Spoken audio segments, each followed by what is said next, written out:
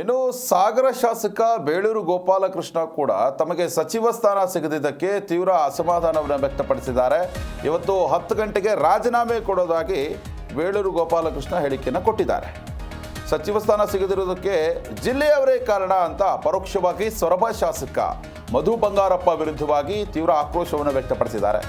ಅಂದರೆ ನೋಡಿ, ಇಲ್ಲಿ ಜಿಲ್ಲೆಯಲ್ಲಿ ಅಂದರೆ ಶಿವಮೊಗ್ಗ ಜಿಲ್ಲೆಯಲ್ಲಿ ಸಾಗರ, ಸೊರಬ, ಶಿಕಾರಿಪುರ ಆಗಿರಬಹುದು. ಶಿಕಾರಿಪುರದಲ್ಲಿ BJP ಶಾಸಕರಿದ್ದಾರೆ. ಹೀಗಾಗಿ ಸೊರಬ ಮತ್ತು ಸಾಗರದಲ್ಲಿ ಏನೆಲ್ಲ ನಡೀತಾ ಇದೆ ರಾಜಕೀಯ ಜಟಾಪಟಿ ಅನ್ನೋದಕ್ಕೆ ಮತ್ತೊಂದು ಸ್ಪಷ್ಟ ಉದಾಹರಣೆ.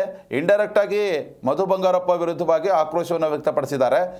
ಸಚಿವ ಸ್ಥಾನ ಸಿಗದಿರೋದಕ್ಕೆ ಜಿಲ್ಲೆಯಲ್ಲಿ ಕಾರಣಕರ್ತರು ತುಂಬ ಜನ ಇದ್ದಾರೆ.